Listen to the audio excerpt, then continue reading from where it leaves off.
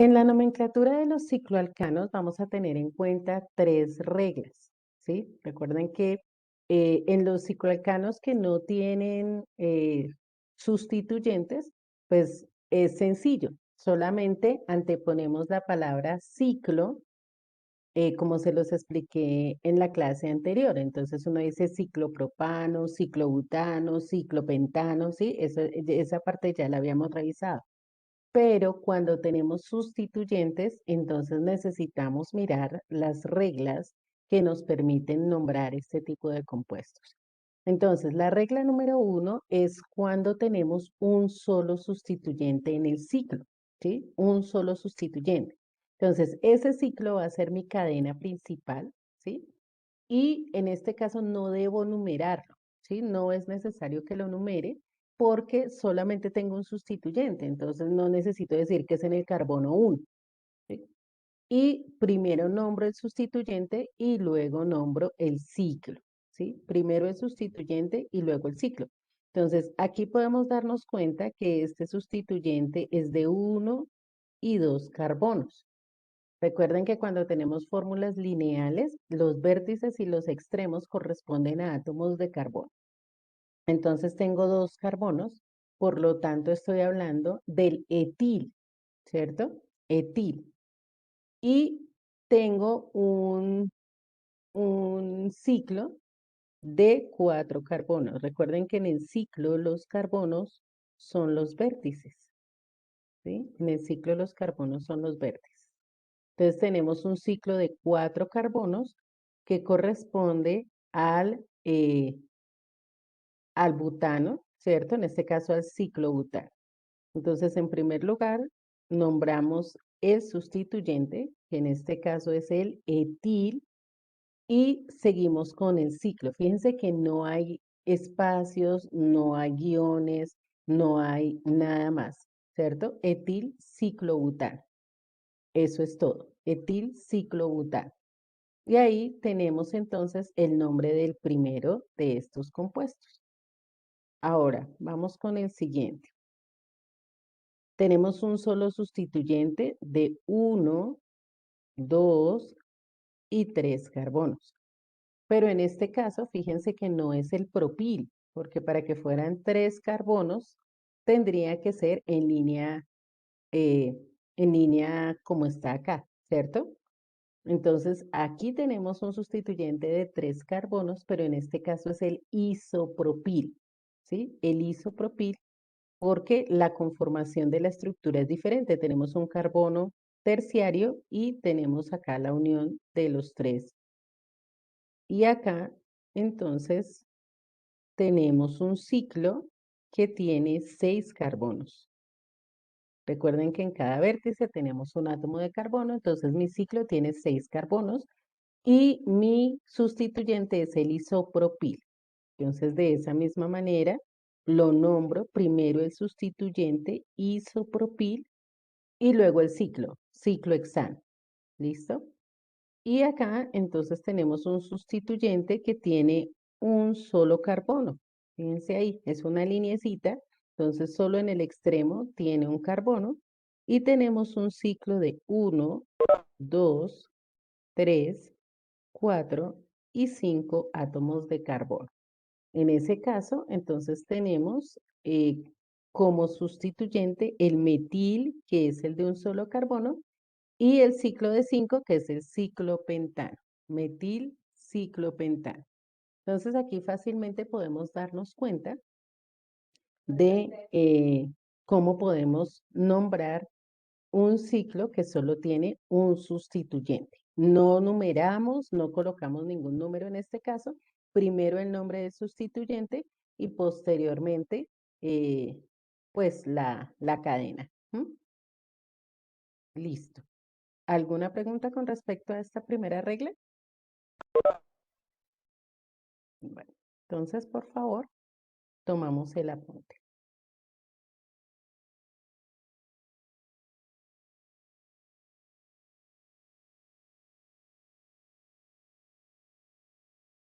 La segunda regla, entonces, tiene que ver con cuando tenemos dos sustituyentes en nuestro ciclo, cuando tenemos dos sustituyentes. En este caso, los vamos a nombrar por orden alfabético y asimismo vamos a enumerar el ciclo, ¿sí? Entonces lo vamos a enumerar en orden alfabético. Y recuerden que siempre buscamos que tengamos los números más bajitos para los sustituyentes. Entonces puede ser hacia la derecha, puede ser hacia la izquierda que empiece a hacer la numeración, pero en este caso lo que tengo presente es que sean los números más bajitos y empezar a numerar en orden alfabético. Entonces vamos a ir revisando los ejemplos que tenemos aquí. Entonces, en primer lugar tenemos un sustituyente que no es una cadena carbonada, es un halógeno en este caso, el bromo. Y por acá tenemos un sustituyente de un solo carbono que es el metil. Si miramos en orden alfabético, pues la B estaría antes que la M, entonces por lo tanto empezaría a numerar por el bromo. Aquí la numeración la estamos haciendo en este sentido. Entonces fijémonos que 1, 2, 3 para el sustituyente. Si lo hiciéramos en el otro sentido, ¿cierto? Hacia la izquierda, entonces tendríamos 1, 2, perdón, 1 acá, 2, 3 y 4. Entonces nos quedaría un número más alto para el metil, ¿cierto? 1, 2, 3, nos quedaría el 4. Por este lado nos quedaría el 3. Entonces siempre debo mirar de lado y lado cuál me quedaría con los números más pequeños. Si queda el mismo número, pues no hay problema, puedo utilizarlo de derecha a izquierda, izquierda a derecha, bueno, como sea. No interesa si quedan los mismos números. Pero si no, entonces debo eh, ir en el sentido en el que me genere menos números más pequeños. Bueno, entonces empezamos por el bromo y bueno, seguimos acá con el metil. Entonces, debo colocar la numeración en este caso y diríamos 1, recuerden que los números y las letras se separan con guiones, 1 bromo, guión 3, guión metil, y el último, la última parte, no lleva ningún tipo de separación. Fíjense que es una sola palabra, metil ciclopental. Es 1 bromo, 3 metil ciclopental. En esta, en esta imagen, pues es mucho más fácil ver todo porque igual se maneja con colores. Entonces, así nos facilita la identificación de los sustituyentes. Por otro lado, entonces tenemos aquí también un sustituyente que tiene dos carbonos, entonces es el etil, y otro sustituyente de un solo carbono que es el metil. Lo mismo que les acabo de indicar, en orden alfabético, primero está la E antes que la M, entonces primero va a ir el etil. Por este lado, enumerando en este sentido, nos queda el metil en el 2. Si lo enumeramos en el otro sentido, nos va a quedar en el 6. Entonces, siempre escogemos los números más bajitos. 1 etil, 2 metil, ciclo hexano. Y para el último, entonces lo mismo, tenemos el bromo y tenemos el cloro. Primero la B, entonces 1, 2, 3, 4. Si lo hacemos por este lado, nos hubiera quedado 2, 3, 4, 5. Entonces, por eso en este sentido, 4, 1 bromo, 4 cloro, y como tenemos 7 carbonos, cicloheptano. ¿Sí? 7 carbonos en el ciclo, entonces cicloheptano. 1 bromo, 4 cloro, cicloheptano. ¿Alguna pregunta con esta segunda regla? Pues nuevamente, el primer número, el número 1, va a ser para el que tenga, para el que sea primero en orden alfabético. Y enumero de tal forma que me queden los números más bajitos posibles. Listo, tomamos el apunte de la regla 2, quedó pendiente si hay alguna duda.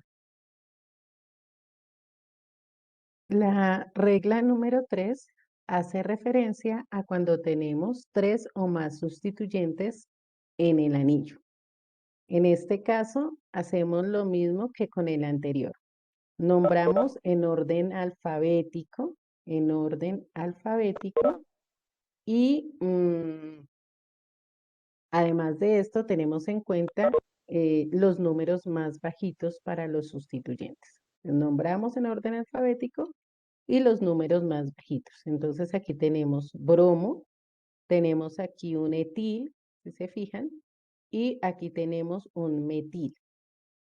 Entonces, en este caso, en orden alfabético iría primero el bromo. Entonces aquí tenemos BR del bromo, seguiría el etil y por último el metil. Sin embargo, hay que tener presente que no siempre la numeración me va a quedar, como en este caso, secuenciada de orden alfabético, sino que la numeración sí debo tener en cuenta que me queden los números más bajitos posibles, empezando por el que va primero en orden alfabético. Entonces aquí sería el bromo y vamos en este sentido para que me queden los números más bajitos posibles. Uno bromo, dos etil, fíjense que aquí tenemos dos carbonos, uno en el vértice y otro en el extremo, cuatro metil, ciclohexano. Acá, entonces, el número más bajito sería para el flúor, para el etil, perdón, que es el que va primero en orden alfabético, uno etil, y vemos que en este sentido es en el que nos van a quedar los números más bajitos. Entonces, uno etil, dos flúor, y cuatro metil ciclooctano. ¿Sí? No olvidemos según la cantidad de carbonos, ciclooctano, y aquí son 6, entonces es ciclohexano. ¿Alguna pregunta hasta aquí?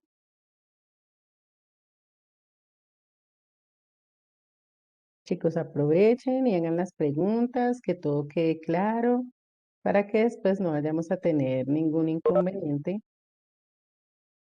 a la hora de hacer los correspondientes ejercicios de nomenclatura.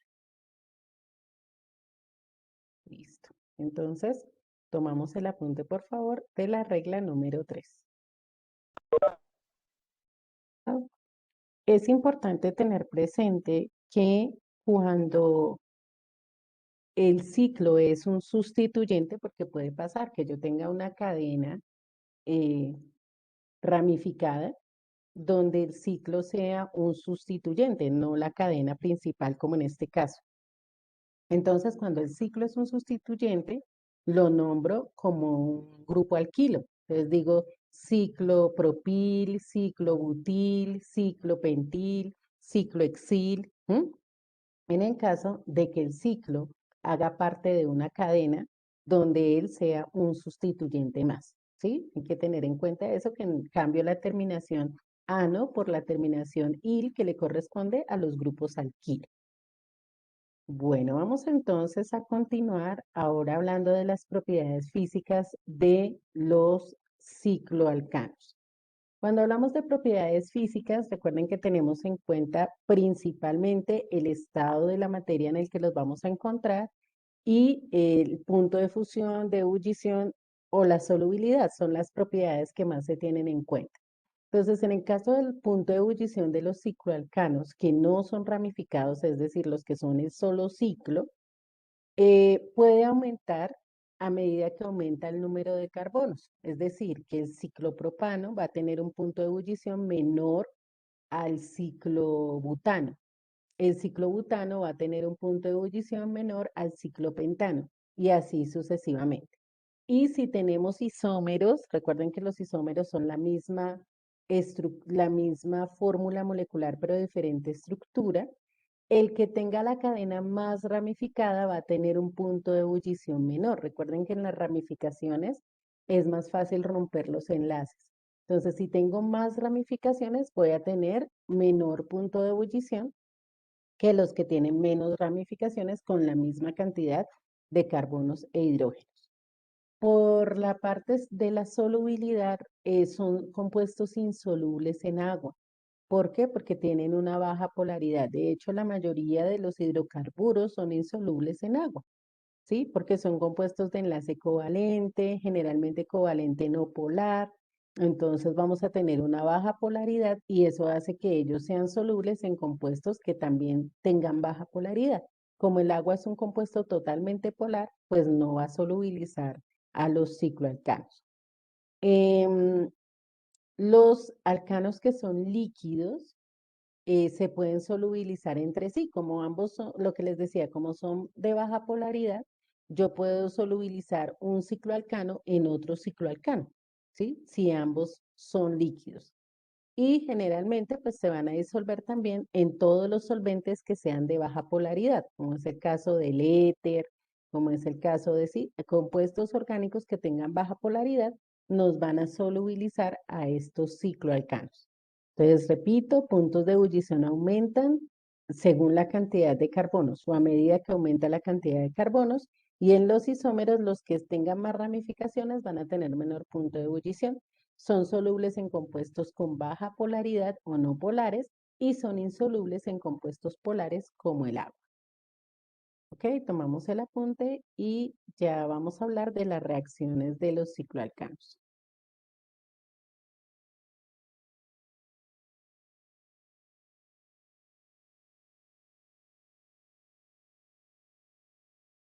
Bueno, vamos a hablar de las reacciones. Bueno, la primera reacción, yo creo que alcanzamos a revisar la primera reacción de los cicloalcanos. Ah, no, tenemos las dos, es que igual no son muchas. Al igual que los alcanos, son compuestos poco reactivos. Entonces, realmente no son muchas reacciones las que tenemos, solamente dos, que son la combustión y la halogenación. En la combustión, entonces tenemos un cicloalcano, en este caso el ciclohexano, que va a reaccionar con el oxígeno. Y al igual que sucede, bueno, necesitamos de calor, porque precisamente de eso se trata, de una combustión. Al igual que sucede con los alcanos, vamos a producir CO2, agua y energía. Siempre. CO2, agua y energía. Eso es lo que se produce en una combustión. Fíjense que sea de alcanos o de cicloalcanos, pasa exactamente lo mismo. En el caso de la halogenación se puede dar en cualquier carbono, ¿cierto? En este, no interesa. Cualquier carbono se puede dar esa halogenación. Recordemos que eh, teniendo la estructura completa, en cada carbono que está ahí hay dos hidrógenos, ¿cierto? Porque todos son CH2. Entonces vamos a tener aquí un hidrógeno y aquí vamos a tener otro hidrógeno. Entonces recordemos que en la halogenación uno de los hidrógenos sale, ¿cierto? Y que aquí tenemos también que gracias a la luz ultravioleta, el bromo se va, bueno, esta estructura del bromo se va a dividir, ¿no? Entonces, bueno, vamos a hacer un cambio acá. Un hidrógeno se va a ir con uno de los bromos, ¿cierto? Y nos va a formar acá el ácido bromídrico. El otro bromo simplemente viene a ocupar el lugar de ese hidrógeno. Entonces hay una sustitución. El hidrógeno se va con el bromo, uno de esos hidrógenos se va con el bromo y el otro bromo viene y toma ese lugar que dejó libre ese hidrógeno. De tal manera que nos queda, en este caso, un halogenuro de alquilo que sería el bromuro de ciclohexilo o simplemente el bromo ciclohexano. Bromo ciclohexano. ¿Listo? Entonces, eso es lo mismo que sucede en el caso de los alcanos lineales, también pasa con los cicloalcanos. Hay combustión y hay halogenación. Esas son las dos reacciones que se presentan. ¿Alguna pregunta? ¿Algo que no se haya entendido?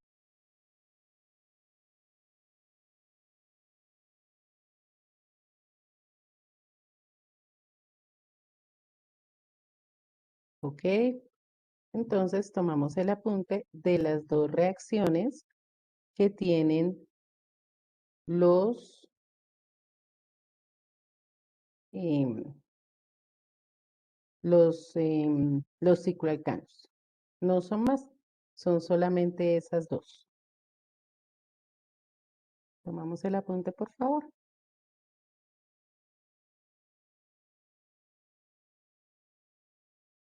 Listo, chicos, entonces hasta aquí quedamos por el día de hoy. Nos encontramos mañana en nuestra clase de microbiología y la próxima semana entonces hacemos un ejercicio de nomenclatura y reacciones de cicloalcanos. Que Dios los bendiga, que tengan excelente resto de día. Chao a todos.